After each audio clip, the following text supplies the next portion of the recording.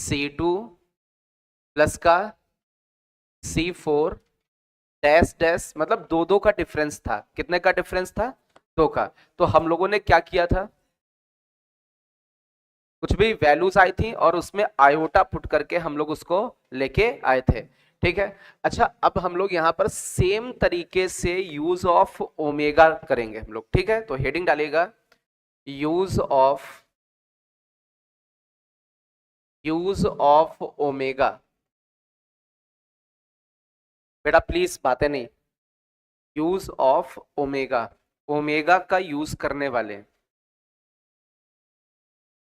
चले, we know that 1 + x की power n, 1 + x की पावर n का एक्सपेंशन हम लोगों को आता है। इसको हम लोग क्या लिखते हैं? NC0 x की पावर 0, इसके आगे NC1 x की पावर 1, NC2 x की पावर 2। ऐसे करते करते अपना जो ये एक्सपेंशन है वो कहां तक जाता है? NCn x की पावर n तक जाता है। इसमें किसी को कोई डाउट? अरे 1 + x की पावर n का ये एक्सपेंशन होता है, इसमें किसी को कोई दिक्कत? अच्छा, अब हम लोग किसका यूज करने वाले हैं? किसका? ओमेगा का यूज करने वाले हैं। अच्छा, याद करें जब क्यूब रूट्स ऑफ यूनिटी निकाले थे, क्यूब रूट्स ऑफ यूनिटी क्या क्या थे? 1 ओमेगा और ओमेगा स्क्वायर। एक काम करते हैं, 1 ओमेगा ओमेगा स्क्वायर बारी बारी से इसमें पुट करते हैं, देखते हैं क्या रिजल्ट बनेगा। जैसे सबसे पहले हम लोग x की जगह 1 पुट करें, तो x की जगह 1 पुट करने पर इस साइड यहां क्या बनेगा? 2 की पावर n। अच्छा, इस जगह पर क्या बन जाएगा? NC0। इस जगह पर NC1, इसके आगे NC2, उसके आगे NC3, उसके आगे NC4, NC5 और NC6। कुछ इस तरीके का रिजल्ट बनेगा और डैश डैश कुछ आगे भी आ जाएंगे। ये कब मिलेगा? जब आप x की जगह 1, x की जगह 1 पुट करने पर C0, C1, C2 up to Cn, इन सभी का सम मिलता है। और कितना सम मिलता है? 2 की पावर n। अरे ये तो पता है कि NC0 plus NC1 plus NC2 up to NCn, इन सभी का सम कितना होता है? 2 की पावर n, क्योंकि ये यूजफुल है और लास्ट लेक्चर पे इसको डिराइव कर चुके हैं। अच्छा, अब दूसरा क्यूब रूट ऑफ यूनिटी वाला कौन होता था? ओमेगा। चलिए ओमेगा पुट करके देखें तो इस जगह पर क्या बनेगा? 1 + ओमेगा की पावर n बन जाएगा। तो यहां पर देखो, क्या ये NC0 ही रहेगा? अरे ओमेगा की पावर 0 1 हो जाएगा। अरे किसी की पावर 0, x की जगह ओमेगा रखोगे तो ओमेगा की पावर 0 का मतलब 1 हो गया। अच्छा, इस जगह पर क्या बनेगा? NC1 x की जगह ओमेगा, इस जगह पर कितना हो जाएगा? NC2 x की जगह ओमेगा स्क्वायर, इसके आगे NC3, या ओमेगा क्यूब बनेगा क्या? ओमेगा क्यूब की वैल्यू 1। अच्छा, इसके साथ NC4 ओमेगा की पावर 4 होगा। ओमेगा की पावर 4 को क्या लिख सकते हैं? ओमेगा। इतनी बात समझ में आ रही है? NC5, NC5 ओमेगा की पावर 5, उसको क्या लिख सकते हैं? Omega square. और ऐसे करते करते इसके साथ NC6 ओमेगा की पावर 6, तो ओमेगा की पावर में 3 का मल्टीपल है, इसलिए वैल्यू कितनी हो जाएगी? 1। तो ये तो NC6 तक जा रहा है और ऐसे आगे बढ़ते चले जाएंगे। तो ओमेगा पुट करने पर हम लोगों ने देखा जो भी आ रहा है क्या बचेगा लेफ्ट हैंड साइड पे? 1 + ओमेगा की पावर n। एक बार हम लोग x की जगह ओमेगा स्क्वायर पुट करके देखते हैं, तो ओमेगा स्क्वायर पुट करने पर 1 + ओमेगा स्क्वायर की पावर n, क्या ये बन जाएगा इधर लेफ्ट हैंड साइड में? अरे x की जगह क्या पुट किया? Omega square. क्या इधर भी पुट कर सकते हैं आप लोग? इतना पहले नोट करें और पुट करके देखो कितना आ रहा है।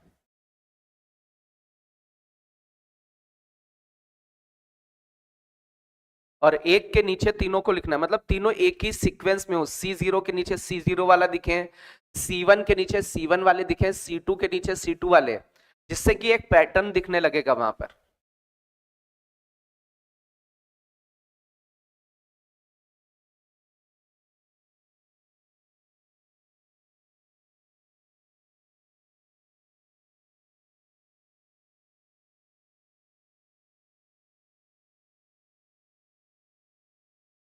आज आपकी क्लास होगी लाइव क्लास 8 बजे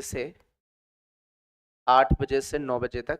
इसमें हम आपको क्या पढ़ाएंगे, एक तो आपका मैक्लॉरिन सीरीज होगा। एक्चुअल में मैक्लॉरिन सीरीज क्या होता है, ठीक है, बहुत ज्यादा यूज होता है जेई के क्वेश्चंस में।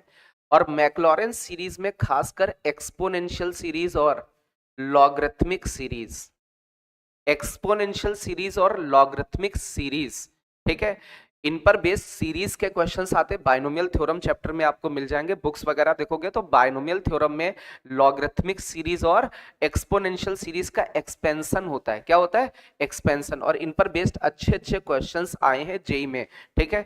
तो ये मैक्लॉरेन सीरीज, एक्सपोनेंशियल सीरीज और लॉगरिथमिक सीरीज, केवल 3 हेडिंग्स उसमें होंगी और वो कवर हो जाएगा। क्लियर है? तो ये आज मैं पढ़ाऊंगा शाम को 8 से 9 बजे में। चलिए, ये नोट हो गया सभी का। अच्छा, जब x की जगह ओमेगा स्क्वायर रखोगे तो उसकी पावर 0 करोगे, क्या एनसी 0 ही बचेगा? इसमें किसी को डाउट है? अच्छा, यहां पर x की जगह ओमेगा स्क्वायर करोगे तो NC1 ओमेगा स्क्वायर हो जाएगा। यहां पर x की जगह ओमेगा स्क्वायर रखोगे तो NC2 ओमेगा स्क्वायर का स्क्वायर ओमेगा हो जाएगा, तो ये ओमेगा हो जाएगा। अच्छा, यहां पर क्या बनेगा? NC3 के साथ ओमेगा स्क्वायर की पावर 3, तो ओमेगा स्क्वायर की पावर 3 का मतलब वैल्यू 1। अरे ओमेगा की पावर 6 है, 3 का मल्टीपल, तो वैल्यू 1 हो जाएगी। अच्छा, NC4 के साथ कितना आएगा, कितना बचेगा? ओमेगा स्क्वायर पक्का? यदि किसी को डाउट हो तो पूछ सकते हैं। NC5 के साथ ओमेगा, क्यों भाई NC5 लिखा है तो उसकी पावर भी तो 5 बनेगा, तो ओमेगा स्क्वायर की पावर 5 करोगे तो ओमेगा की पावर 9 तो हट जाएगा, एक ओमेगा की पावर बचेगी। अच्छा, NC6 के साथ 1 बचेगा। अरे ओमेगा स्क्वायर की पावर 6 मतलब ओमेगा की पावर 12, 12 3 का मल्टीपल है, ये चला जाएगा। अच्छा, ऐसा करने पर, ऑब्जर्व करने पर, यदि इन तीनों को हम लोग आपस में ऐड कर दें तो ऐड करने पर देखो, इधर लेफ्ट हैंड साइड पे ऐड करोगे तो कितना बचा? 2 की पावर n, 1 प्लस ओमेगा की पावर n, और आगे बचा 1 प्लस ओमेगा स्क्वायर की पावर n। अच्छा, इस साइड क्या बचेगा? ये तीनों ऐड होकर के क्या देंगे? 3 टाइम्स C0 देंगे। C0 का मतलब NC0। अच्छा, इन तीनों का यदि हम लोग सम करेंगे तो क्या कॉमन आ रहा है इनमें? NC1 कॉमन आ रहा है, लेकिन जैसे कॉमन लोगे तो ये क्या बचा देगा? 1, और ये क्या बचाएगा? ओमेगा, और क्या बचाएगा? Omega square. तो 1 plus omega square 0, 0 into NC1 0 हो जाएगा। अच्छा, इसमें कुछ कॉमन आएगा? NC2, जैसे ही NC2 कॉमन लोगे यहां पर क्या बचा? 1, इस जगह पर ओमेगा स्क्वायर, इस जगह पर ओमेगा, तो 1 प्लस ओमेगा स्क्वायर 0, तो प्रोडक्ट करोगे NC2 से वो भी 0। अच्छा, ये तीनों ऐड करके 3C3 हो जाएगा। अच्छा, इसमें तो क्या कॉमन आएगा? NC4, अंदर क्या बचेगा? 1 ओमेगा और ओमेगा स्क्वायर, उसका सम कितना? 0। इसमें क्या कॉमन आएगा? NC5, अंदर क्या बचेगा? 1 ओमेगा स्क्वायर ओमेगा, इसका सम कितना? 0, ये गायब हो जाएगा। इनका सम करोगे क्या बचेगा?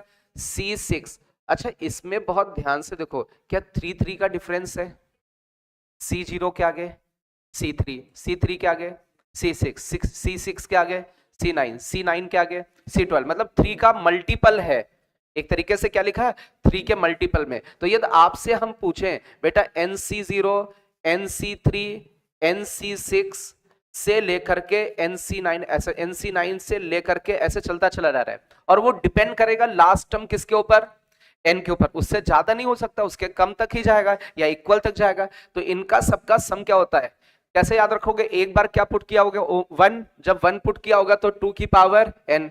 एक बार क्या पुट किया होगा? ओमेगा, ओमेगा का मतलब 1 प्लस ओमेगा का पावर n। एक बार क्या पुट किया था? ओमेगा स्क्वायर, तो क्या बनेगा? 1 प्लस ओमेगा स्क्वायर की पावर n। और इनका सबका सम करोगे तो यहाँ इधर 3 आया था, तो 3 से डिवाइड कर दोगे बाई 3, तो इनका जो सम है C0, C3, C6, C9, इन सभी का सम कितना आ जाएगा? इनका सम बाई 3। नोट करें बेटा इसको।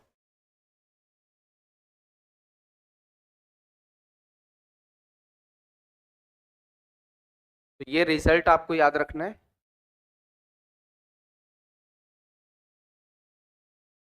देखिए इसमें पीवाईक्यू बहुत सारे आए हैं, तो इसका एक लेक्चर पीवाईक्यू का आने वाला है इसमें, अपने इसमें क्लास में, जिसमें पीवाईक्यू में प्रॉपर्टीज ऑफ बाइनोमियल कोफिशिएंट पर बेस्ड कैसे क्वेश्चंस जेई में आए हैं और किस तरीके के आने के चांस है। क्योंकि अभी तो ये सब क्या सीख रहे हैं, कॉन्सेप्ट सीख रहे हैं। अच्छा C0 C3 C6 इनका सबका सम कैसे आया है, क्लियर है?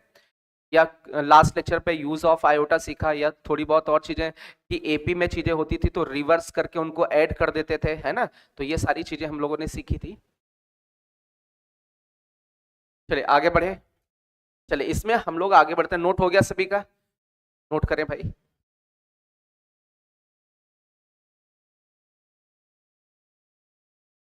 बाइनोमियल कोफिशिएंट का लेक्चर इंपॉर्टेंट है क्योंकि इस पर बेस सीधे सीधे क्वेश्चंस बन जाते हैं और बहुत आसान है। अभी तो हम लोग पीवाईक्यू जब नेक्स्ट टर्न पे उसको करेंगे तो देखेंगे हाँ कि ये सब करने में तो थोड़ा सा टाइम लगा, बट पीवाईक्यू क्वेश्चंस करने में बिल्कुल विद इन सेकेंड क्वेश्चंस को सॉल्व करेंगे। कैसे सॉल्व करेंगे उसके लिए थोड़ा सा और प्रैक्टिस की जरूरत है और कॉन्सेप्ट सीखने की जरूरत है। चलिए रफ करें इसको। सभी लोग हेडिंग डालिएगा, डालिएगा use of derivative, use of derivative, derivative differentiation का यूज करने वाले हैं, यूज ऑफ डेरिवेटिव। देखिए कई बार बाइनोमियल थ्योरम में जो आपके बाइनोमियल कोफिशिएंट पर बेस्ड क्वेश्चंस होते हैं उसमें किसका यूज होता है, डेरिवेटिव का यूज होता है। अब कहां पर हमें डेरिवेटिव का यूज करना होगा, जैसे यहां पर तो हम लोग क्वेश्चन मतलब पूरा एक तरीके से डेराइव करने वाले हैं, बट वहां तो क्वेश्चन लिखा होगा तो वो हम लोग प्रैक्टिस करेंगे। बट पहले तो सीख लेते हैं कि कैसे क्या इसका डेरिवेशन होता है, कैसे यूज होता है, वो समझते हैं। जैसे बहुत ध्यान से समझना, we know that 1 plus x की पावर n, इसका एक्सपेंशन सबको आता है, ठीक है? लिख सकते हैं सभी लोग, लिखे अपने मन से, सभी बच्चे अपने मन से इसको लिखें। nc0 x की पावर 0, देन nc1 x की पावर 1, nc2 x की पावर 2, nc3 x की पावर 3, और कहां तक जाएगा, ncn x की पावर n तक जाएगा। आई होप सभी ने नोट कर लिया होगा। इतनी बात समझ में आ गई? अच्छा अब इसमें एक चीज समझो, जैसे ही हम डिफरेंशिएट करेंगे तो डिफरेंशिएट करने पर ये जैसे ये बाइनोमियल कोफिशिएंट तो मल्टीप्लिकेशन में आगे हो जाएगा, बट होता क्या, डिफरेंशिएशन करने पर एक्स स्क्वायर का जब डिफरेंशिएशन करेंगे तो पावर आगे आकर के मल्टीप्लाई हो जाएगी। तो एक बार डिफरेंशिएट करके देखते हैं और पैटर्न कैसा बनता है वो पैटर्न याद रखना है। सुनना बेटा, जैसे यहाँ डिफरेंशिएट किया with respect to x, both side differentiate किया तो एन आगे आया और एक पावर क्या हो गया बेटा, इसमें एक पावर कम हो गया। अच्छा ये कांस्टेंट है, इसका डेरिवेटिव 0, अरे तो कांस्टेंट है। अब इसमें क्या होगा, x का डेरिवेटिव 1, तो बचा कितना, nc1। अच्छा यहां पर क्या बचेगा, x स्क्वायर का 2x लिखोगे तो 2 टाइम्स nc2 और x बचा, क्लियर है? अच्छा इसमें देखें तो क्या बचेगा, 3nc3 और x की पावर 2 बचेगा। ऐसे करते करते लास्ट में क्या बच रहा है, n x की पावर n-1। अच्छा इसमें ये ऑब्जर्व हम लोग कर रहे हैं कि जब हम लोग डिफरेंशिएट, इधर देख लो बेटा, सुन लो ये बात बहुत ध्यान से, जब हम लोग डिफरेंशिएट कर रहे हैं तो हमारे nc2 के आगे क्या आ रहा है, और nc3 के आगे मल्टीप्लिकेशन में 3, और ncn के आगे n, मींस एक तरीके से जो बाइनोमियल कोफिशिएंट है उनके आगे कुछ नंबर्स मल्टीप्लिकेशन में आ रहे हैं। और जब भी बाइनोमियल कोफिशिएंट में आगे नंबर्स मल्टीप्लिकेशन में आते हैं तो हम लोग वहां पर किसका यूज कर सकते हैं, डेरिवेटिव का यूज कर सकते हैं। जैसे मान लीजिए पैसेज टाइप का आ गया और वहां पैसेज टाइप में डिफरेंशिएशन कुछ दिखा दिया तो वहां कंफ्यूज नहीं होना है। हमें तो पता है जब भी डिफरेंशिएशन करेंगे तो nc2 का के आगे 2 दिखने लगेगा, nc3 के आगे 3 दिखने लगेगा। अच्छा इसमें यदि हम लोग कुछ जैसे x को भगाने की कोशिश करें तो सभी जगह x की जगह यदि 1 रखते हैं तो इस साइड क्या बचेगा, ये n बचेगा। सबसे पहले x की जगह क्या रखा, 1, तो कितना बचेगा, 2 की पावर n-1। अच्छा इस साइड देखो, ये तो nc1 बचा, ये x की जगह 1 रखोगे क्या बचेगा, 2nc2, x की जगह 1 रखोगे तो क्या बचेगा, 3nc3, और लास्ट में कितना बचेगा, ncn। इसका मतलब nc1 के साथ में क्या लिखा, इंटू 1, तो बस हम लोग ऑब्जर्व क्या कर रहे हैं, NC1 के साथ मल्टीप्लीकेशन में 1, NC2 के साथ 2, NC3 के साथ 3 और NCN के साथ। इसका मतलब ये तो हम लोग पहले भी कर चुके हैं। यदि हम आपसे पूछते भाई इसकी वैल्यू बतानी है, क्या इसकी वैल्यू आप पहले लास्ट लेक्चर में भी सॉल्व कर सकते थे? लास्ट लेक्चर पे कुछ इसका कुछ बताया था तरीका, क्या बताया था? आप देखें बाइनोमियल कोफिशिएंट में जो नंबर्स लिखे हैं यहाँ, इनके आगे वो किसमें है, एपी में, तो हम लोग क्या कर देंगे, रिवर्स। लेकिन यहाँ एक लफड़ा होगा, C0 तो है ही नहीं, तो अपनी तरफ से 0 NC0 लाना पड़ेगा, देन रिवर्स करना पड़ेगा।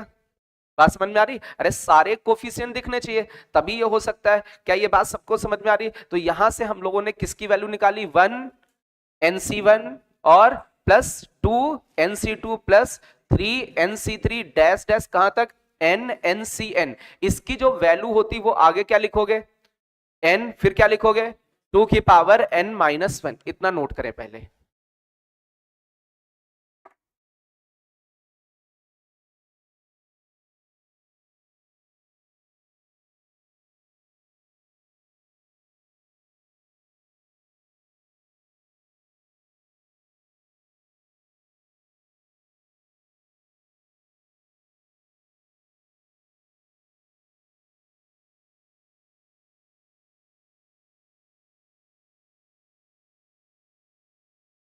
इसके बाद एक क्वेश्चन है, आपको उसको सॉल्व करना है। 1² NC1, 1² NC1 plus 2² NC2, 3² NC3 dash dash n² NCN, इसका सम फाइंड करना है। फाइंड सम ऑफ दिस, ये क्वेश्चन है आपके सामने।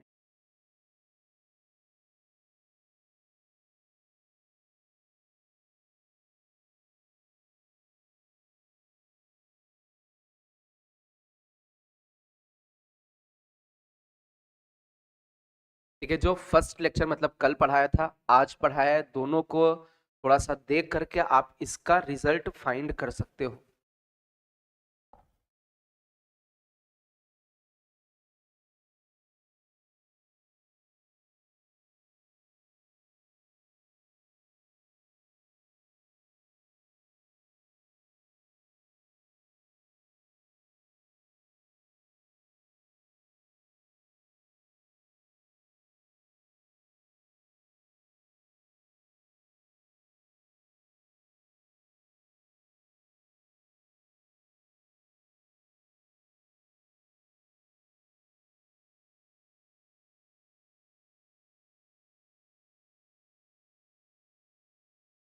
आप लोग देख रहे होंगे बाइनोमियल थ्योरम के लेक्चर्स पब्लिक नहीं होंगे, दिख नहीं रहे होंगे कि, है ना?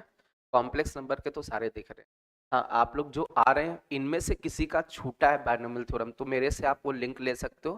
ठीक है, आप उसको कंप्लीट कर सकते हो। ऐसे पर्टिकुलर लेक्चर्स आपको शो नहीं होंगे। ठीक है,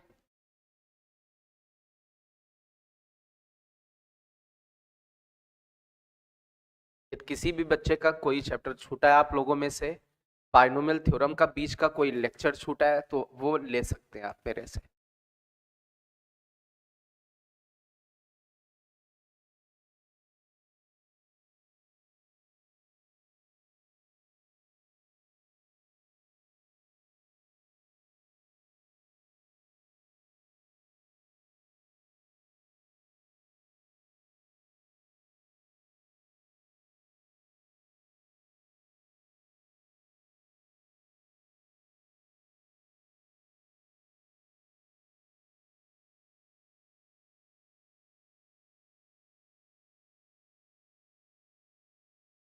एनीवन, कोई बताएगा बेटा? कोई बच्चा? आई थिंक इसकी वैल्यू निकलनी चाहिए आप लोगों से।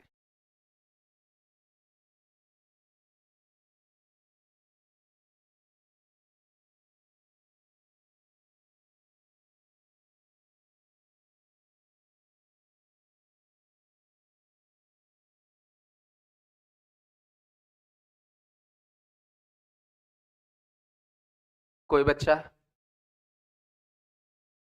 थोड़ा सा हिंट दे, समझना इधर। अच्छा क्या लिखा है, 1 का स्क्वायर, फिर उसके आगे 2 का स्क्वायर।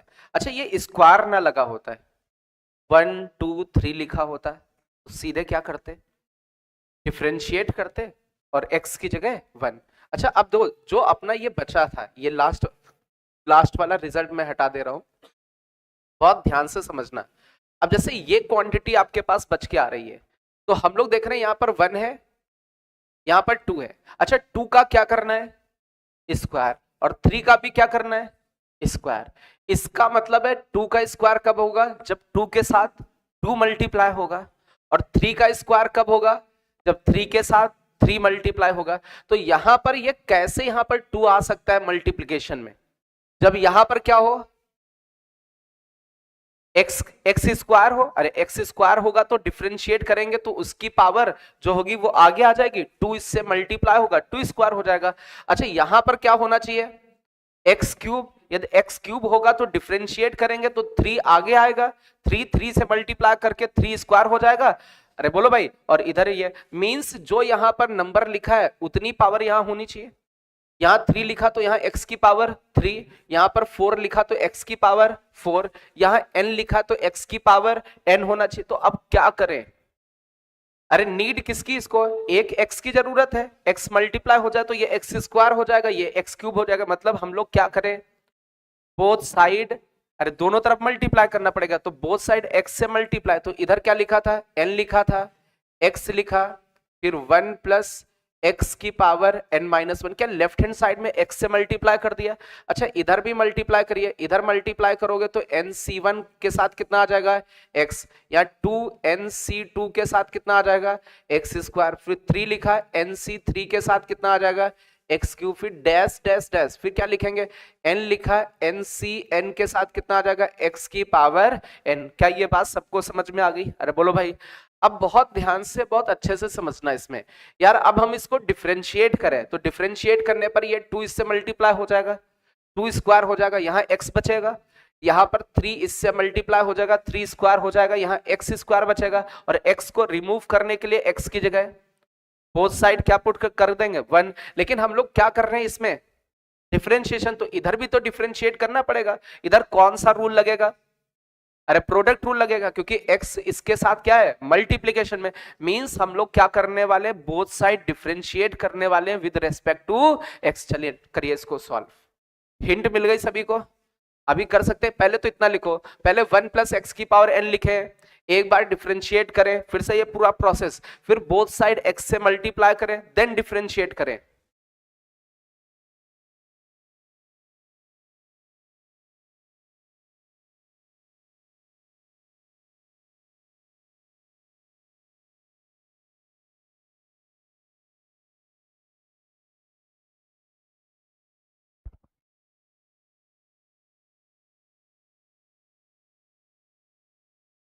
कोई डाउट है,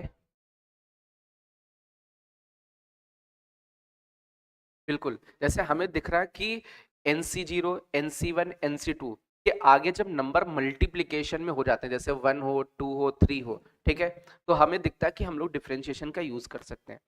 अब जब डिफरेंशिएशन का यूज कर लिया, ये वाला आ गया, अब इसके हिसाब से भी तो कुछ बन सकता है यार। जैसे 1 का स्क्वायर लिखा, 2 का स्क्वायर, 3 का स्क्वायर, तो हमें ये पता है कि 1 2 3 कब आते थे, जब डिफरेंशिएट कर लेते थे। अब 1 स्क्वायर 2 स्क्वायर 3 स्क्वायर कब आ सकते हैं, यदि यहाँ पर x होता तो ये 1 स्क्वायर, यहाँ पर x स्क्वायर होता तो 2 स्क्वायर। मतलब ये हमें फिर उसी हिसाब से वहां पर जाना पड़ेगा यार, 1 स्क्वायर 2 स्क्वायर कब बन सकते हैं, वहां x की कमी है, और डिफरेंशिएट कर दें तो इस तरीके की चीजें आने लगेंगी। अभी कुछ और क्वेश्चन लेंगे तो अपने आप ये चीज समझने लगोगे कि हाँ किस चीज की कमी वहां पर क्या होना चाहिए कि ये रिजल्ट आ जाए।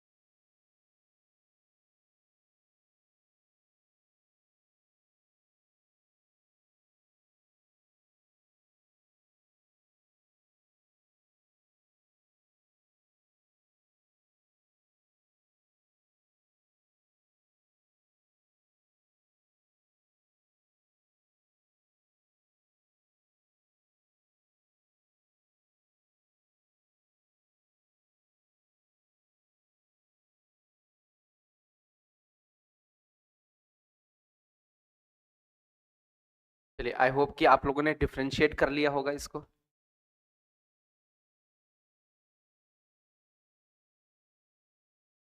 क्या किया इसमें, सबसे पहले तो nx का डिफरेंशिएशन किया तो n आ गया, इनटू सेकेंड वाला 1 प्लस एक्स की पावर n-1। अब सेकेंड वाले को करेंगे तो क्या लिखेंगे, n-1, और एक पावर कम हो जाएगी, x की 1 प्लस एक्स की पावर कितनी हो जाएगी, n-2, और nx को मल्टीप्लाई कर देंगे तो n यहां आ जाएगा और x यहां आ जाएगा।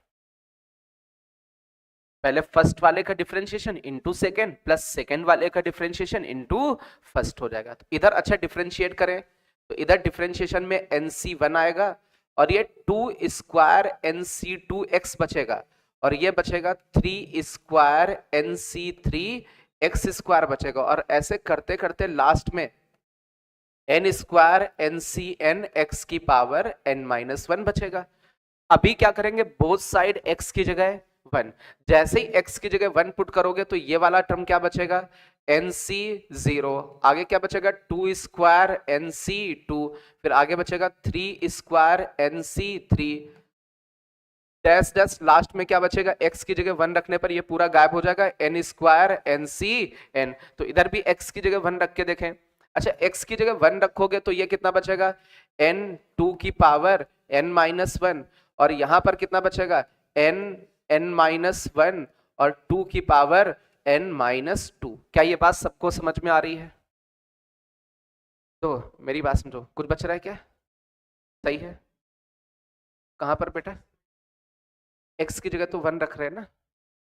एक चीज सुनो बेटा, जो ये क्वेश्चंस कर रहे हैं हम लोग किसकी मदद से कर रहे हैं, अभी इन्हीं क्वेश्चंस को नेक्स्ट टर्न पे कुछ लिखना ही नहीं, पेन भी नहीं चलाना पड़ेगा।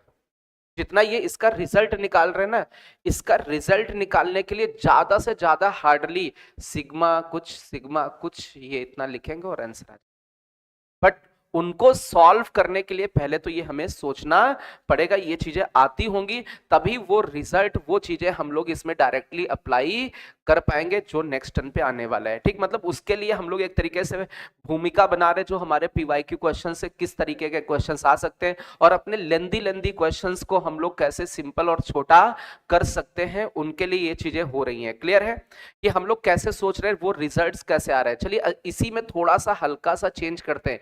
यदि हम आपसे पूछें कि बेटा इस तरीके का क्वेश्चन होता, कुछ लिखा होता 1 into 2 nc2, 2 into 3 nc3, 3 into 4 nc4, dash dash dash n-1 into n ncn, इसकी वैल्यू बतानी है। Find value of this. चलिए ये नोट करें, फाइंड वैल्यू ऑफ दिस, पहले तो नोट करें और फिर कुछ सोचने की कोशिश करें कि यार ये कैसे आ सकता है। अगेन देखो यहां पर समझो, क्या nc1 nc2 के आगे कुछ नंबर्स मल्टीप्लीकेशन में है, और जब भी मल्टीप्लीकेशन में होते हैं तो हम लोग डेरिवेटिव को सोच सकते हैं, हम लोग डिफरेंशिएशन का यूज कर सकते हैं।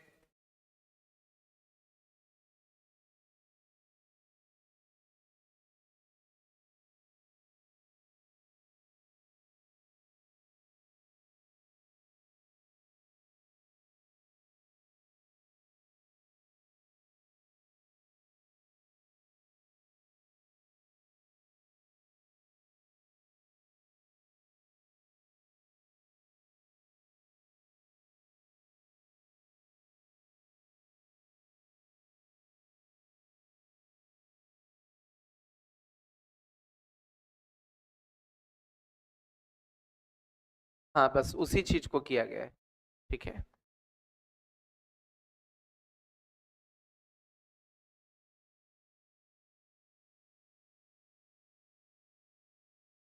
को नोट कर लें पहले अच्छे से।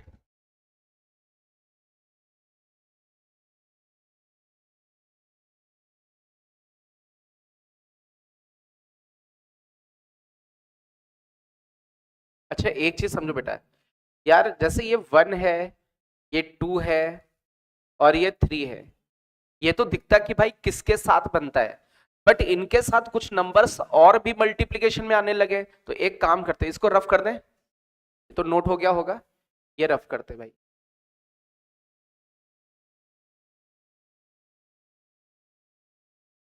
अब बहुत ध्यान से समझो बेटा, जैसे हम इसको यहां पर ऑब्जर्व करें, हमें पता है कि 1 2 3 एक बार डिफरेंशिएट करने पर आता है 1 2 3, लेकिन इसी जगह हम कुछ और सोचे यार कि कैसे ये 1 into 2 भी बनने लगे, 2 into 3, तो 1 के साथ में आपका क्या मतलब 2 के साथ में एक तरीके से क्या बनने लगे 1, क्योंकि इसका डेरिवेटिव तो 0 हो जाएगा। तो यार क्या यहाँ x की पावर 1 है, डिफरेंशिएट करोगे आगे 1 आ जाएगा, इसमें x की पावर 2 है, डिफरेंशिएट करोगे तो आगे 2 आ जाएगा, 2 into 3 बनने लगेगा। अब इसको यार डिफरेंशिएट करोगे तो इसमें NCN लिखा हुआ है, इसमें x की पावर में n-1 तो आगे आएगा, तो n-1 into n बनने लगेगा। क्या बिल्कुल इसी पैटर्न का बनने लगा, मतलब जब एक बार डिफरेंशिएट किया था तो आगे 1 2 3 आए थे, और एक बार अगेन डिफरेंशिएट कर दोगे तो भाई और कम वाली भी पावर आ जाएगी। तो हम लोग क्या करने वाले, एक बार इसको अगेन डिफरेंशिएट करने वाले। तो n तो पहले से लिखा था, ये n-1 आगे आया, एक और पावर कम हो गई, एक और पावर आपकी कम हो गई, और दिस इज इक्वल टू ये इसका डेरिवेटिव 0। अच्छा इसको डिफरेंशिएट करोगे तो क्या आएगा 1 into 2 NC2, अरे बोलो भाई। अच्छा इसको डिफरेंशिएट करेंगे तो कितना आएगा 2 into 3 NC3x, और ऐसे करते करते लास्ट वाला कितना आएगा, पावर आगे आ जाएगी n-1, और n पहले से लिखा है, NCN पहले से लिखा है, और एक x की पावर एक और कम हो जाएगी। क्या उसी तरीके का पैटर्न दिखने लगा 1 into 2 NC2, 2 into 3 NC3, बिल्कुल वही पैटर्न है। बस हमें करना क्या, किसको रिमूव करना है। अब x कैसे रिमूव होगा बोथ साइड से, x की जगह 1 रख दीजिए, जैसे ही x की जगह 1 रखोगे तो यहां पर क्या बचेगा n-1 और 2 की power n-2, and this is equal to जो ये रिक्वायर्ड है क्या वही चीज आ जाएगी, कितना निकल के आएगा 1 into 2 NC2, इसके आगे कितना आएगा 2 into 3 NC3, dash dash dash कहां तक आएगा n-1 into n NCN, ये आंसर आ जाएगा।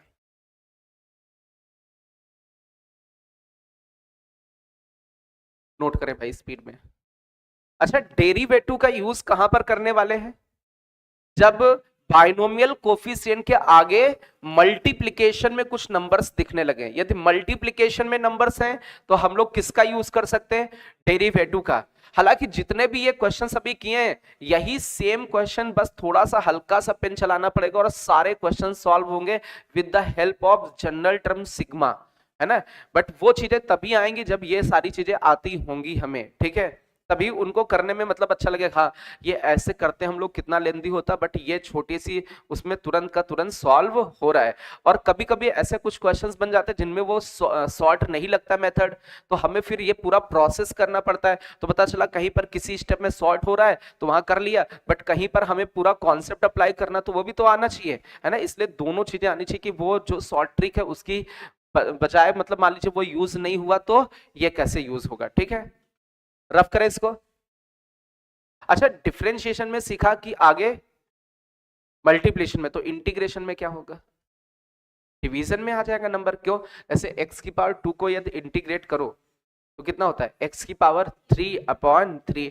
तो जब नंबर्स नीचे डिवीजन में हो तो हम क्या सोचने लगेंगे, इंटीग्रेशन। जब नंबर्स आगे मल्टीप्लिकेशन में हो तो क्या सोचेंगे, डिफरेंशिएशन। बात समझ में आ रही। तो एक बार हम लोग क्या करते हैं, ये जो फर्स्ट वाला आपका एक्सपेंशन था 1 + x की पावर n, इसको एक बार हम लोग इंटीग्रेट करके देखते हैं कि इंटीग्रेशन एक्चुअल में आएगा कितना।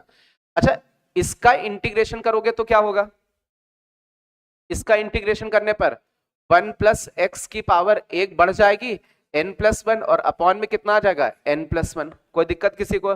अच्छा इसमें इधर इंटीग्रेशन करोगे तो इनटू में क्या आ जाएगा, अरे NC0 के इनटू में x आ जाएगा। अच्छा इधर हम लोग इंटीग्रेट करें तो कितना बचेगा NC1 और x की पावर 2/2 आ जाएगा।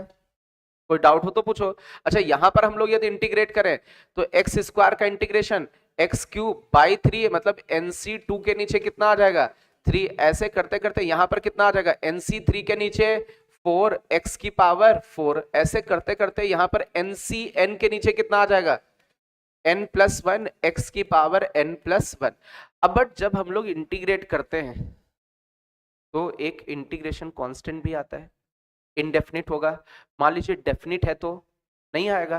तो डेफिनिट के लिए हम एक काम करते हैं, हम लोग ये सोच रहे हैं एक्स की जगह 1 रख दें, तो 1 रखने से अच्छा हम लोग ऐसे कर ले, इंटीग्रेशन कहां से कहां तक था हम लोगों ने किया था, 0 से 1, मतलब इधर इंटीग्रेट किया था 0 से 1 किसके रेस्पेक्ट में, एक्स के रेस्पेक्ट में। इधर भी इंटीग्रेट हम लोगों ने किया है किसके रेस्पेक्ट में, एक्स के रेस्पेक्ट में। तो जब इंटीग्रेशन हो जाता है तो उसके बाद हम लोग क्या करते हैं, लिमिट पुट करते हैं। तो अभी इसमें लोअर लिमिट कितनी बेटा, 0, अपर लिमिट कितनी 1, तो सेम इधर भी लोअर लिमिट कितनी 0, अपर लिमिट कितनी 1। तो हम लोग क्या कर रहे हैं, अब डिफरेंशिएशन नहीं कर रहे हैं, क्या कर रहे हैं, इंटीग्रेशन, और 0 से कहां तक, 1 तक, जिससे कि x की जगह ऊपर 1 भी पुट हुआ जा रहा है। अरे बोलो भाई, इतना पहले नोट करो फिर इसमें वैल्यू निकालो कि कितना आएगा।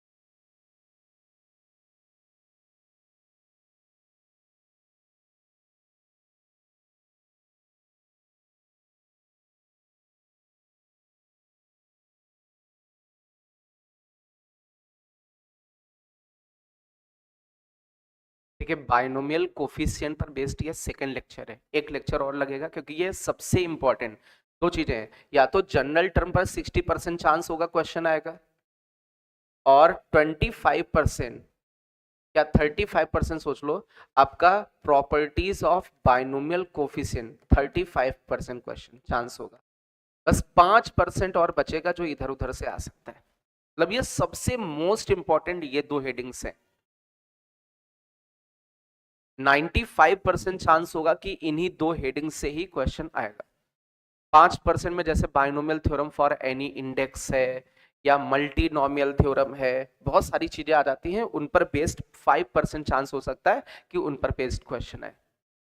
बट 95% चांस है कि जनरल टर्म पर बेस्ड वो जो टाइप्स हमने पढ़ा है, या फिर properties of binomial coefficient.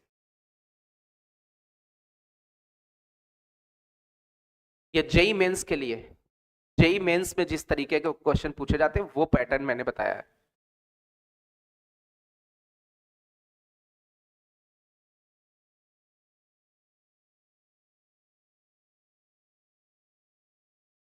Note हो गया सभी का।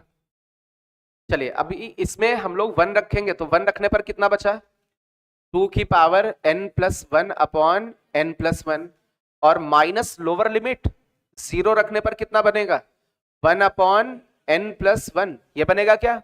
अरे x की जगह 0 रखोगे तो 1 की पावर कुछ भी करो 1 आएगा, अपॉन में कितना n+1, तो upper limit minus lower limit, पता चला लोअर लिमिट गायब भी कर दियो क्योंकि 0 सोच के तुम सब सब 0 कर दे रहे होगे, है ना। कुछ ऐसा दिमाग चला सकते हो तुम लोग, है ना। तो इधर भी हमें यही यही सेम करना पड़ेगा। x की जगह जब 1 पुट करोगे तो क्या बनेगा, nc0, nc1/2, उसके आगे क्या बनेगा, nc2/3, डैश डैश ncn/n+1। ये तो अपर लिमिट पुट हो गई, माइनस लोअर लिमिट 0, 0 रखने पर ये 0, सभी में x है तो सारे टर्म्स कितने हो जाएंगे, 0 हो जाएगा।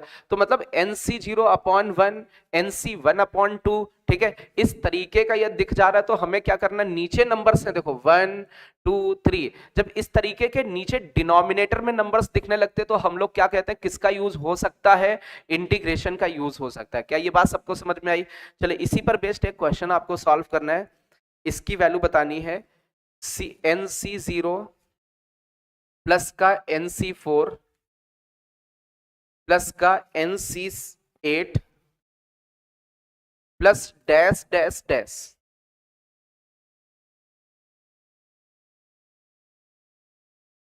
इसकी वैल्यू फाइंड करनी है।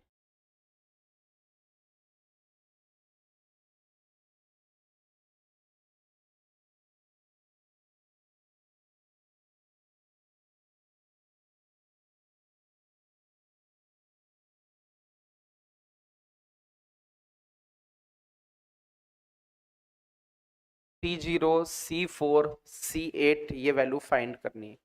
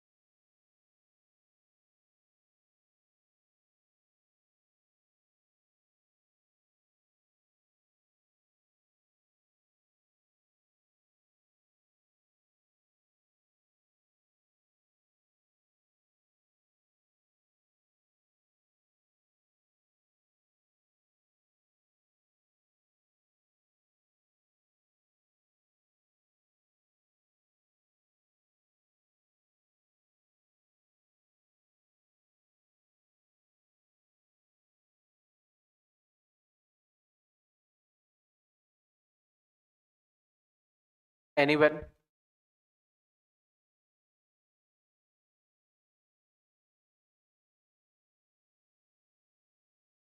चलिए अच्छा, अब बहुत ध्यान से इधर समझो बेटा। एक चीज ये बताओ, क्या NC0 plus NC2 plus NC4 plus का NC6 प्लस का NC8 dash dash dash dash इसका सम याद है? 2 की पावर n-1, 2 की पावर n-1, भाई C1 C3 C5 इनका सबका भी सम कितना होता है? 2 की पावर n-1। तो एक तो ये हो गया। अच्छा, क्या ये वाला सम याद है जब इनमें अल्टरनेट प्लस माइनस आ जाए? अल्टरनेट प्लस माइनस आता था तो उसमें कुछ कॉस या साइन के टर्म में आंसर आता था, कुछ कॉस के टर्म में आंसर आएगा। और कितना आएगा? 2 की पावर n/2 कॉस n π/4। ये बात समझ में आ रही है सबको? अब क्या करें? क्या कर दें? अरे बोलो भाई, ऐड कर दें। ऐड करने पर ये 2 टाइम्स क्या बन जाएगा? C0। और ये कट जाएगा, आगे क्या बचेगा? C4। आगे क्या बचेगा? C8। और ये आपका आ जाएगा कितना? दिस इज ऐड करने पर 2 की पावर n-1 प्लस 2 की पावर n/2 और cos n π/4। तो अभी क्या करना पड़ेगा? इस 2 को इधर भेज दें तो रिक्वायर्ड सम कितना हो जाएगा बेटा? प्लीज बातें नहीं। C0 C4 C8 dash dash dash इनका सबका सम हो जाएगा। यहां पर बचेगा 2 की पावर n-1, चाहो तो 2 से डिवाइड करके लिख लो, प्लस का 2 की power n/2 cos n π/4 n/2 हो जाएगा। ये वैल्यू आ जाएगी। चलिए एक और क्वेश्चन है इसी में। 2n+1 C0 plus 2n+1 C1 plus 2n+1 C2 से लेकर के 2n+1 Cn तक ये सम फाइंड करना है। फाइंड दिस सम।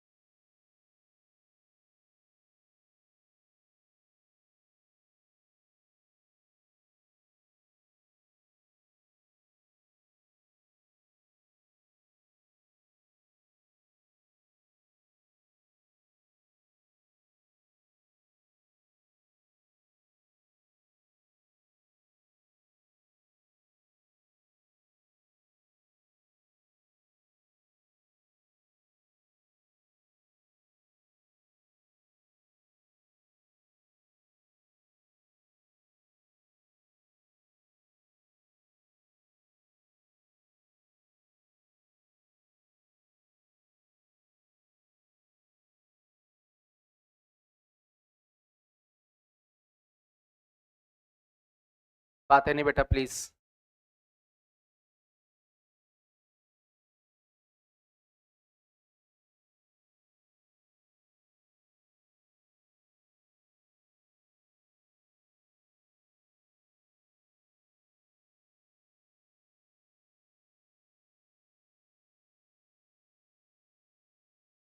चलिए अब इसमें एक काम कर सकते हैं, बहुत ध्यान से समझो बेटा।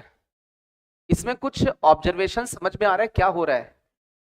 अच्छा जैसे मैं आपसे ये पूछूं कि ये सम आपका टोटल चला जाए 2n+1 C2n+1 तक, इसकी वैल्यू कितनी होगी? अरे C0 C1 C2 up to Cn का सम कितना होता था? 2 की पावर n। तो यहां पर एक्चुअल में n क्या चल रहा है? n की जगह 2n+1 है, तो C0 से शुरू हुआ C1 C2 और जहां तक n है क्या वहां तक जा रहा है। इसका मतलब इसका जो सम होगा 2 की पावर n कितना बेटा? 2 की पावर 2n+1। इतनी बात तो सबको समझ में आ रही होगी। अब एक चीज समझना बेटा, यहां पर एक काम कर लीजिए, आप यहां पर हेडिंग हेडिंग डाल सकते हैं sum of binomial coefficient up to mid terms. Means जो बाइनोमियल कोफिशिएंट है जिनका हम लोग सम करने वाले हैं, जिन बाइनोमियल कोफिशिएंट का, वो कहां तक है? अप टू मिड टर्म्स तक है। तो अब बहुत ध्यान से देखो, अपना जो रिक्वायर्ड क्वेश्चन था, रिक्वायर्ड क्वेश्चन जो हमें सम करना था वो कहां से कहां तक? C0 C1 से लेकर के यहां तक, यही तो सम निकालना है। लेकिन हमें तो टोटल सम पता है।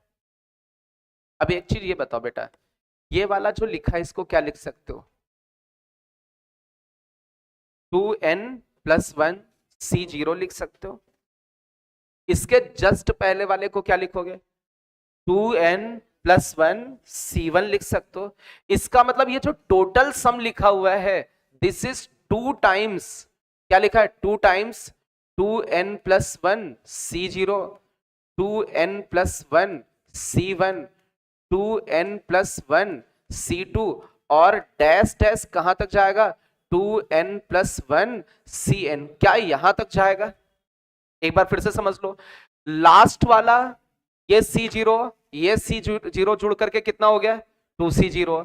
ये C1, इसके जस्ट पहले वाला C1 जुड़ करके 2C1 हो गया। फिर C2, इसके भी जस्ट पहले वाला C2 जुड़ करके ये हो गया। अब बीच वाले में भी तो 2 टर्म आएंगे, मान लीजिए बीच में 2 टर्म नहीं बचे। अब आपसे कहा जाए सर ये वाला आप सोचो कि कुछ ऐसे लिखा हुआ है 4C0 4C1 4C2 4C3 4C4, बस इतना यहां तक होगा। अब इसमें कितने टर्म्स हैं? अब मान लीजिए इतने टर्म्स का सम पूछा जाए तो यहां पर तो लफड़ा हो जाएगा कि नहीं? क्योंकि इसमें तो एक बीच में एक्स्ट्रा है भाई। ये ठीक है, इसको तो C0 लिख दिया, इसको क्या लिख दिया? तो यहां पर एक लफड़ा नहीं फंस गया? अरे बोलो भाई, तो अब क्या करेंगे? क्या कर देंगे? 2 टाइम्स पक्का। तो यहां पर जैसे आप इसको जोड़ रहे हैं तो इसका कॉम्बिनेशन तो नहीं बन पा रहा है ना। इस वाले में जैसे ये होता 3C0, बहुत ध्यान से समझना, 3C0 3C1 3C2 3C3, तो इसमें तो कॉम्बिनेशन बन जाता। ये आधे बाइनोमियल कोफिशिएंट है और ये आधे बाइनोमियल कोफिशिएंट, ये C0 के बराबर है और ये किसके बराबर है? C1 के बराबर। तो C0 C0 मिलकर के 2C0 हो गए और ये दोनों मिलकर के कितना हो गया? C1 हो गया। तब तो चल गया, इस वाले में बच नहीं गया एक। तो हमें एक चीज ये भी ऑब्जर्व कर लेने की, ये n वाला जो इवन है या, अरे इवन वाले में एक बीच में बच जाएगा और जब n हमारा ऑड होगा तो हमारा बीच में कोई बचेगा नहीं, सारे पेयर्स बन जाएंगे और इनका सबका सम कितना होगा इन सभी का? अरे 2 की पावर 3 होगा कि नहीं? इतनी बात सबको समझ में आ गई? हाँ मान लीजिए इसमें ये बीच वाला, अब ये पूछ दिया जाए इस वाले में, तो हम लोग क्या करेंगे, इसमें अपने मन से एक हम लोग ये लिख लेंगे 4C2 लिख देंगे, जोड़ा और 4C2 क्या कर दिया? घटा दिया। तो इसका सम तो हमें पता है, ठीक है। और जब हम 2 टाइम्स करेंगे तो ये वाली क्वांटिटी और जुड़ जाएगी उसमें, और ये ओवरऑल हट जाएगा। तो हम लोग कुछ मतलब कुछ जोड़ या घटा करके अलग से उसको कैलकुलेट कर सकते हैं, तो वो तो अलग कैलकुलेशन हो गया। लेकिन अब यहां पर किसमें पेयर बन सकते हैं और किसमें बच जा रहे हैं, ये भी बहुत इंपॉर्टेंट है। तो हम लोग इसमें देखें, सबसे पहले तो हम लोग एन देखें, एन कैसा नंबर है, इवन है या ऑड है, क्या पेयर्स बन जाएंगे, कोई बीच में बचेगा, कोई बीच में बचेगा नहीं, मतलब 2 टाइम्स लिख सकते हैं, कोई बीच में बच नहीं रहा। ये बहुत इंपॉर्टेंट है कि कहीं बीच में तो कोई नहीं बच रहा है, ठीक है। अच्छा अब इसके आगे देखो, इसका सम कितना बेटा, अरे बोलो भाई 2 की पावर 2n+1, तो ये 2 इधर डिवाइड कर दे। ये ऑब्जर्वेशन समझ में आया, क्या बताना चाहते थे कि वो डिपेंड करेगा इस n के ऊपर। n कैसा अपना ऑड, इसलिए नंबर ऑफ टर्म्स कितने होंगे, इवन, एक ज्यादा होंगे। तो जब इवन टर्म्स हो जाएंगे, n ऑड है इसलिए नंबर ऑफ टर्म्स इवन, क्यों, क्योंकि एक ज्यादा टर्म मिलता है। तो हमारी पेयरिंग हो जाएगी, C0 वाला उसके साथ ऐड हो जाएगा, C1 वाला भी ऐड हो जाएगा, तो ऐसे सारे पेयर्स बन जाएंगे। लेकिन यदि हमारा यहां n इवन होता तो नंबर ऑफ टर्म्स ऑड होते, तो पेयरिंग कोई बीच में एक बच जाता, उसका 2 टाइम्स नहीं हो पाता, इसलिए वो चीज यहां पर वैलिड नहीं होती। फिर हम लोग करते क्या, ठीक है, उसका सम तो पता, फिर वही क्वांटिटी जोड़ते जिससे वो 2 टाइम दिखने लगे उसमें, अरे बोलो भाई, और उतना ही सब्ट्रैक्ट नहीं करना पड़ेगा अलग से, है ना। तो वो जो वैल्यू अपनी आएगी उसमें कुछ चीजें सब्ट्रैक्ट भी करनी पड़ेंगी क्योंकि एक्स्ट्रा ऐड हो गया, ठीक है। चलिए भाई, तो हम लोग यहां पर कह सकते हैं कि जो अपना ये 2 इधर डिवाइड हो गया, 2n+1 C0, 2n+1 C1, 2n+1 C1, 2n+1 C2 से लेकर के कहां तक, 2n+1 Cn तक। इसकी वैल्यू कितनी आ जाएगी, 2 की पावर 2n। क्या ये बात सबको समझ में आई? चले हेडिंग इसको सॉल्व कर लीजिए, अच्छे से नोट कर ले।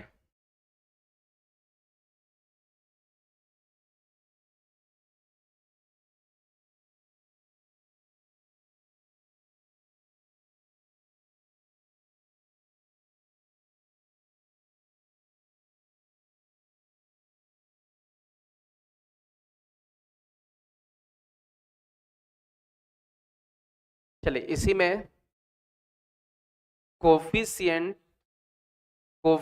Comparison based,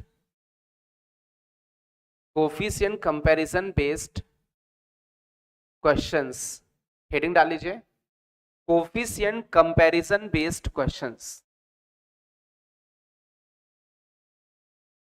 coefficient comparison based questions, binomial coefficient में ही है। कोफिशिएंट कंपैरिजन मतलब कोफिशिएंट का कंपैरिजन करना है, ठीक है, बेस्ड क्वेश्चंस कुछ करने वाले हैं, कोफिशिएंट कंपैरिजन बेस्ड क्वेश्चन। चले इसके लिए सबसे पहले आपको ये एक्सपेंशन लिखना पड़ेगा, सभी लोग लिखे 1+x⁴n, सभी लोग इसको एक्सपेंड करें बेटा, नोट करें।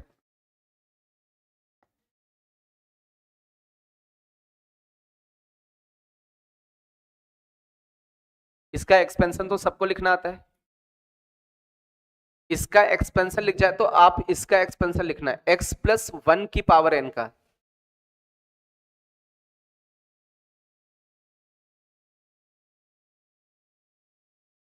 अरे सबसे पहले वाला क्या लिखोगे, NC0 x⁴0, उसके आगे NC1 x⁴1, उसके आगे NC2 x⁴2, ऐसे करते करते लास्ट वाला जाएगा NCN x⁴n। इसमें तो किसी को कोई डाउट नहीं है। अच्छा जब इसको एक्सपेंड करोगे तो NC0 के साथ कितना आएगा, x की पावर कितनी, n-0 का मतलब n, और 1 की पावर जो भी बचेगा वो 1 ही रहेगा। अच्छा NC1 के पास क्या आ जाएगा, NC1 के साथ x की पावर n-1, और NC2 के साथ कितना आ जाएगा, x की power n-2, dash dash dash NCN के साथ कितना आ जाएगा, x की पावर 0। कोई डाउट हो तो पूछ सकते हो, है दोनों चीजें सेम ही, क्या सेम है भाई, 1+x⁴n हो या x+1⁴n हो, अरे वैल्यूज तो इक्वल आने वाली, क्यों सेम है? तो यहाँ NC0 x की पावर 0 है, तो ये भी तो NC0 ही लिखा है ना। अरे NCN का मतलब NC0 ही लिखा, मतलब वो बिल्कुल ऐसे मीन सीक्वेंस में लिखा था, तो इसको रिवर्स करके लिख दिया है। अरे लिखा तो यही है, इसको सोचे तो ये NCN है, NCN x की पावर n, ये NCN-1 x की पावर n-1, यही तो लिखा है ऊपर, सेम है। लेकिन हम लोग क्यों ऐसा कर रहे हैं, उसके पीछे क्या लॉजिक है वो अभी समझते हैं इसको। अच्छा, 1 प्लस एक्स की पावर n का एक्सपेंशन आ गया, x प्लस 1 की पावर n का एक्सपेंशन आ गया, दोनों को मल्टीप्लाई करते हैं। तो आप सोचो कि इधर वाला तो मल्टीप्लाई हो जाएगा, ये क्या लिखोगे इसको मल्टीप्लाई करके, पावर सेम है तो बेस आपस में मल्टीप्लाई, तो मल्टीप्लाई करके क्या बनेगा, 1 प्लस एक्स की पावर 2n, पक्का? अरे 1 प्लस एक्स मल्टीप्लाई हुआ 1 प्लस एक्स का होल स्क्वायर, उसकी पावर क्या थी n, तो वो जो होल स्क्वायर था और वो n मल्टीप्लाई हो गया, तो ये इतना आ गया। बट इस साइड मल्टीप्लीकेशन करना, अरे इसको इससे मल्टीप्लाई किया, बट ये वाला इससे मल्टीप्लाई करना बहुत ही डिफिकल्ट है, तो मल्टीप्लाई नहीं करते, बस हम लिख लेते हैं और वहां से इतने सारे क्वेश्चन सॉल्व हो जाएंगे, बस केवल उसके लिखने से बहुत सारे क्वेश्चन सॉल्व होंगे। तो हम लोग क्या लिखेंगे, सबसे पहले किसका एक्सपेंशन लिख ले, 1 प्लस एक्स की पावर n का, क्या लिखते हैं NC0 x की पावर 0, उसके आगे NC1 x की पावर 1, NC2 x की पावर 2, डैश डैश कहां तक बेटा, NCN x की पावर n। अच्छा, इसी को मल्टीप्लाई करना किसके एक्सपेंशन के साथ, x प्लस 1 की पावर n के साथ, तो हम लोग क्या लिखेंगे इसमें, NC0 के साथ x की पावर n, NC1 के साथ x की पावर n-1, अरे बोलो भाई, NC2 के साथ x की पावर n-2, ऐसे करते करते NCN के साथ x की पावर 0। क्या ये बात सबको समझ में आ रही है? अरे ये जो लिखा है एक्चुअल में हम लोग देखें 1 प्लस एक्स की power 2n, that is product of 1 plus x की power n and x plus 1 की पावर n। इतना नोट करें, अब यहां से कुछ क्वेश्चन सॉल्व करेंगे हम लोग। ये जो प्रोडक्ट लिखा है ये मोस्ट इंपॉर्टेंट प्रोडक्ट है कई सारे क्वेश्चंस को सॉल्व करने के लिए।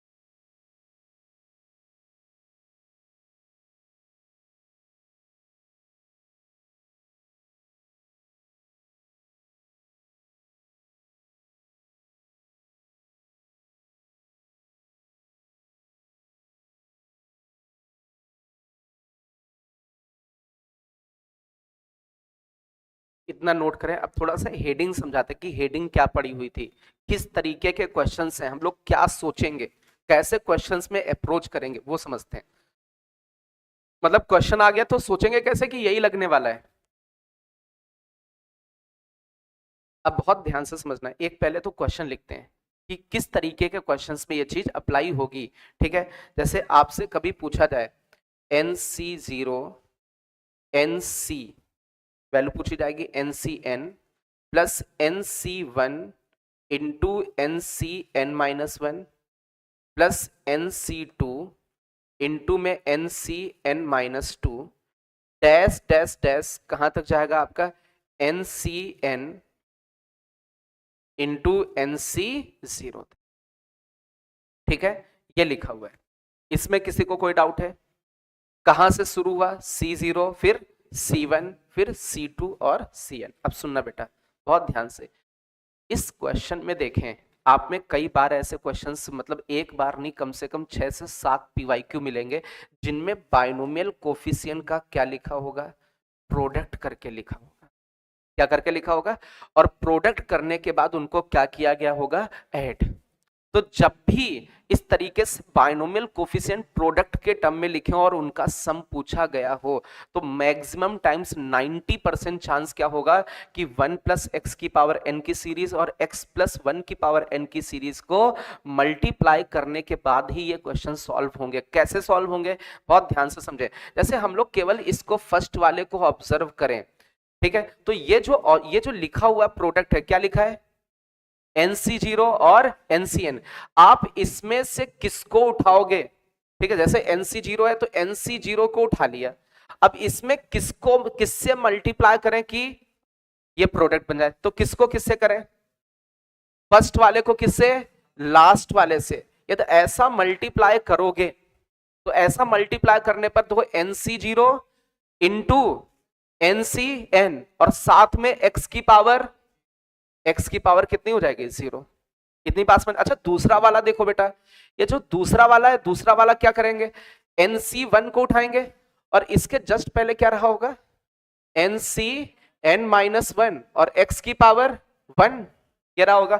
इसका मतलब इसके दूसरे वाले को उठाएंगे और इसके दूसरे वाले से मल्टीप्लाई करेंगे, ठीक है। अब तो मल्टीप्लाई करने पर बना क्या, NC1 इंटू NCN-1। अब x की पावर में देखना क्या बनेगा, यहां पर कितना 1 और यहां पर कितना, क्या 2 बन जा रहा है, पावर डिफर कर जा रही है।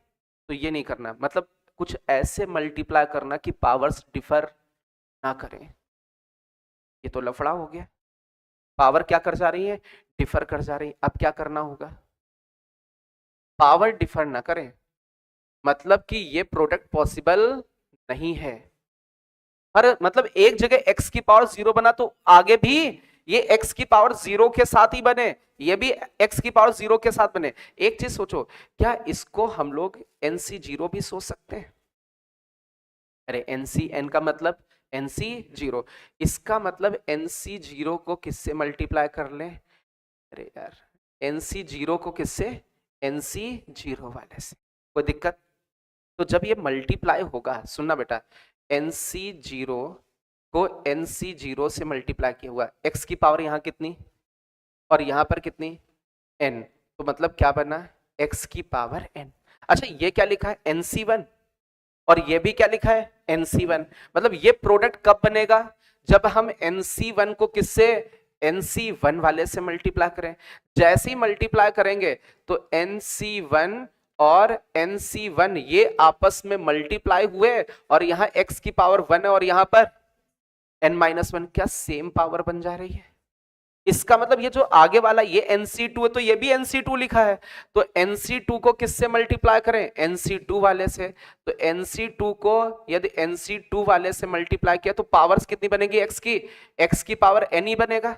इसका मतलब ये हुआ, ये जो लिखा हुआ राइट हैंड साइड में है, यदि इसमें हम लोग x की पावर n का कोफिशिएंट देखें, इधर वाले में जैसे ये क्वेश्चन आ गया केवल कोफिशिएंट का कि दिस इनटू दिस, इसमें x की पावर n का कोफिशिएंट निकालो, तो x की पावर n का कोफिशिएंट का मतलब क्या होगा, C0 को किससे, C0 वाले से, और C1 को किससे, C1 वाले से। अरे तभी तो x की पावर n बनेगा। C2 को किससे, C2 वाले से, और C3 को किससे, C3 वाले से। तो इन सबका सम कर दोगे, क्या x की पावर n का कोफिशिएंट आएगा।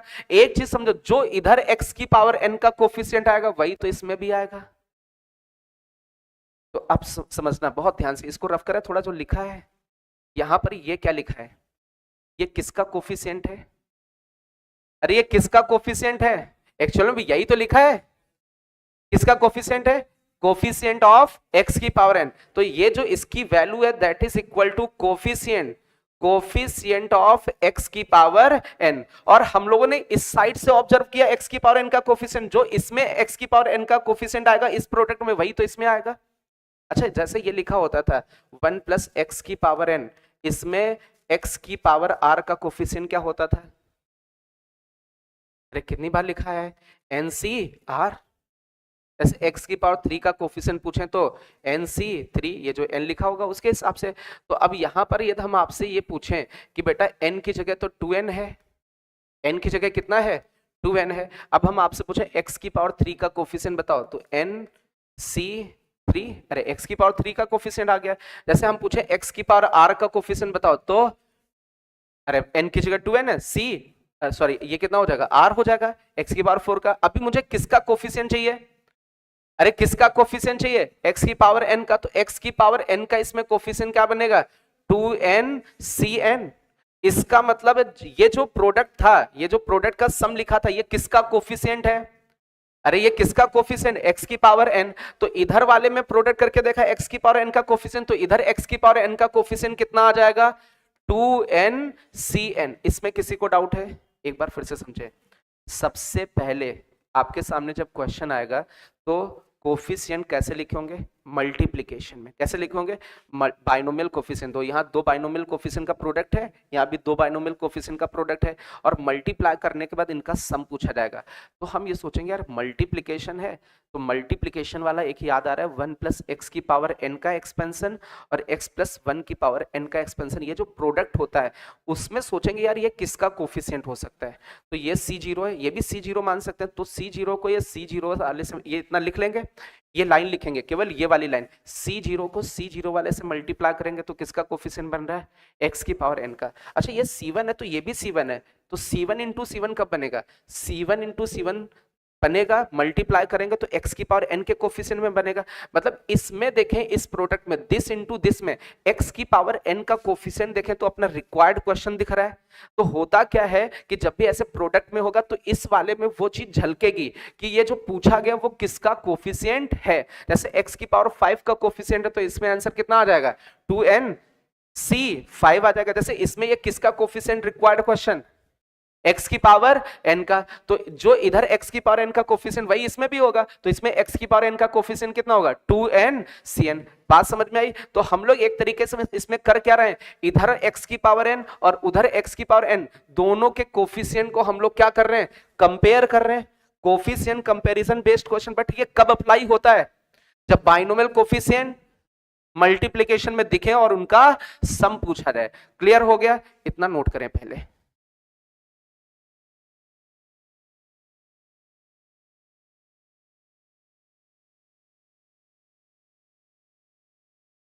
अच्छा बाइनोमियल कोफिशिएंट के आगे नंबर मल्टीप्लिकेशन में दिखे तो, नंबर्स मल्टीप्लिकेशन में तो डिफरेंशिएशन, बाइनोमियल कोफिशिएंट के नीचे नंबर डिवीजन में दिखे तो इंटीग्रेशन।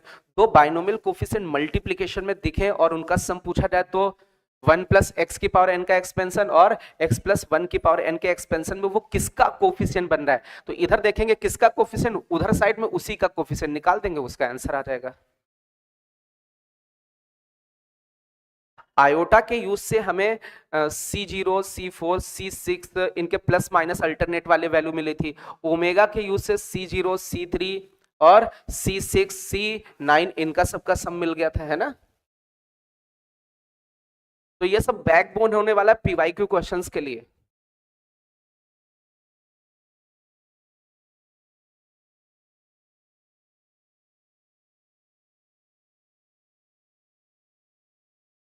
ये सबसे इंपॉर्टेंट है, मैक्सिमम टाइम्स जो सबसे इंपॉर्टेंट क्वेश्चंस पूछे जाते हैं ये प्रोडक्ट वाले बहुत बार पूछे गए। आपने देखा होगा सीक्वेंस एंड सीरीज टाइप में भी ऐसे क्वेश्चंस आ जाते हैं कि बाइनोमियल के साथ मिक्स कर देते हैं।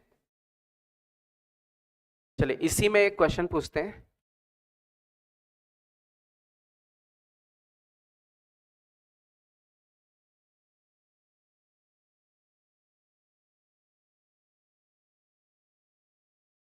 आपको इसका वैल्यू बताना है, NC0 NC2 प्लस का NC1 NC3 प्लस का NC2 NC4 dash dash NCn-2 NCn।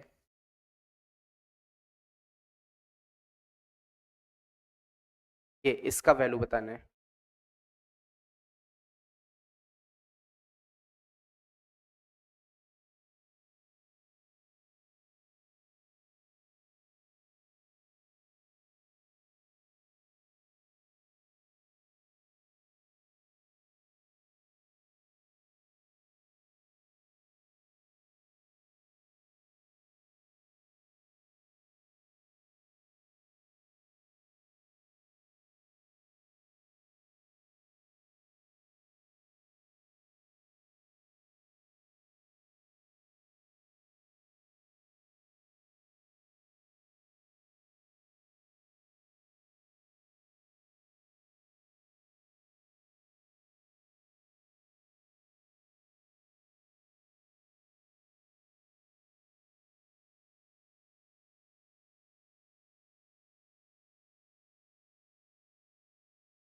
थोड़ा सा सॉल्व करने की कोशिश करें।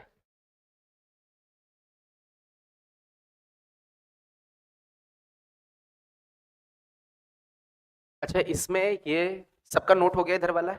इसमें क्या दो दो कोफिशिएंट का प्रोडक्ट दिख रहा है और इनका सम का वैल्यू पूछा गया है, तो हम सीधे जाते हैं, अच्छा ये तो यार वो प्रोडक्ट वाले से आएगा, किसके एक्सपेंशन के, 1 प्लस एक्स की पावर एन और x प्लस 1 की पावर एन। तो ये तो सब उड़ गया, बस केवल एक लाइन याद होनी चाहिए।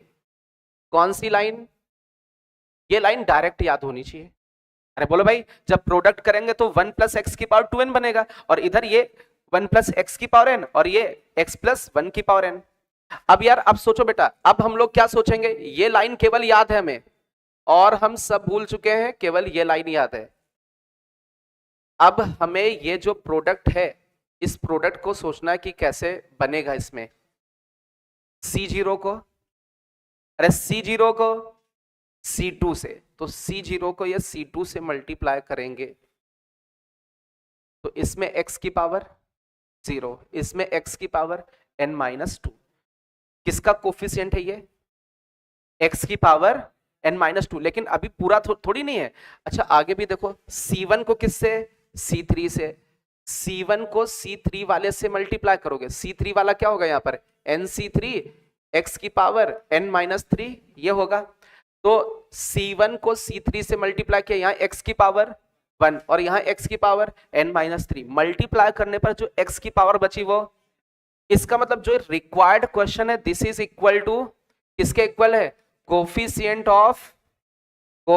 ऑफ x की पावर n-2। आसान हो गया ना क्वेश्चन। अब देखो बेटा, जो इधर कोफिशिएंट वही तो वो देगा, तो इसमें इसका कोफिशिएंट x की पावर n-2, तो n की जगह कौन है बेटा? 2n है। c और जिसका कोफिशिएंट वही नंबर यहाँ आ जाता है। अरे ये तो होता है n, जैसे x की पावर r का कोफिशिएंट पूछा जाए तो क्या लिखते हो? NCR। तो यहाँ n की जगह कौन है बेटा? 2n है, तो 2n लिखा। अच्छा किसका कोफिशिएंट है? x की पावर में कितना? n-2, तो नीचे कितना है? n-2। This is the answer.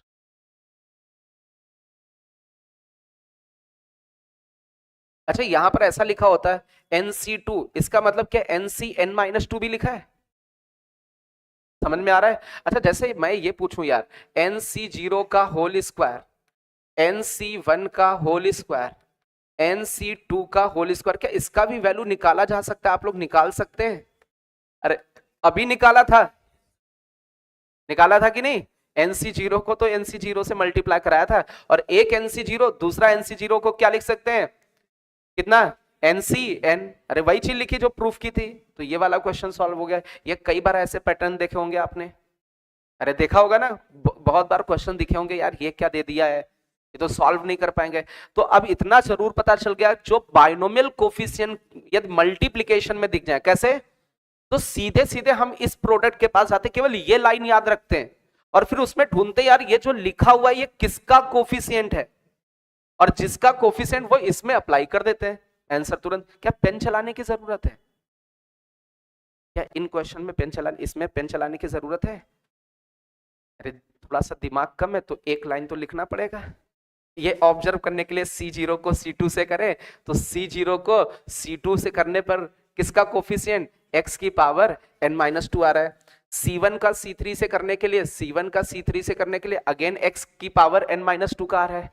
बस केवल इतना। अब ये खत्म हो गया, x की पावर n-2 का कोफिशिएंट इसमें 2n c n-2 खत्म है। एक लाइन चाहो तो ये लिख सकते हो, है ना? वैसे ये भी लिखने की जरूरत नहीं है।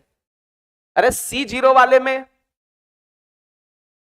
x की पावर 0 और NC2 वाले में यहां पावर उतनी कम नहीं हो जाएगी इधर, तो ये x की पावर 0 वाला है और ये x की पावर कितना? n-2 वाला है, तो ये तो यार x की पावर n-2 बनेगा। ये x की पावर 1 वाला है और ये x की पावर n-3 वाला है, तो ये तो यार किसका बन रहा है? x की पावर n-2 का दिख रहा है। क्या ये लाइन भी लिखोगे? लिखोगे क्या? जैसे अभी थोड़ी देर पहले लिखा था NC0 को किससे मल्टीप्लाई किया था? NCN से। बोलो भाई, तो हमने इसको बस इसको 0 कर लिया था, फिर आगे क्या लिखा था? NC1 को किससे? NC, देख कहां जा रहा है, NC n-1 था, उसको ऐसा लिख सकते हैं। अब C0 वाला, ये वाला किससे मिला? x की पावर 0, और ये C0 तो x की पावर n से मिलेगा ना दूसरे वाले में, x की पावर n। ये किससे मिला? x की पावर 1। ये किससे मिल रहा है? x की पावर n-1। किसका प्रोडक्ट है? x की पावर n का। किसका प्रोडक्ट है? x की पावर n का। तो ये किसके कोफिशिएंट है? x की पावर n के कोफिशिएंट है। तो ये लाइन लिखोगे, लिख सकते हो। ये दिमाग कम है, वैसे लिखने की जरूरत नहीं, सीधे सीधे दिख रहा है। अच्छा, इनका प्रोडक्ट क्या बनता है?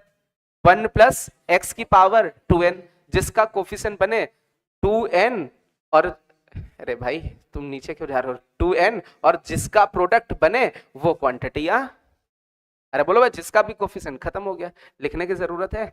ये लिख लो, है ना?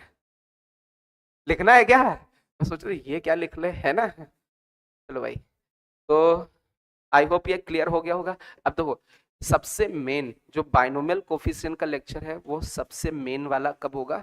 कल होगा, ठीक है? जैसे क्वेश्चंस पूछे जाते हैं, जिस हिसाब के आ सकते हैं, ठीक है? चलिए भाई, आज शाम को कौन सी हेडिंग पढ़ाएंगे? मैक्लॉरेंस सीरीज और एक्सपोनेंशियल और लॉगरिथमिक सीरीज।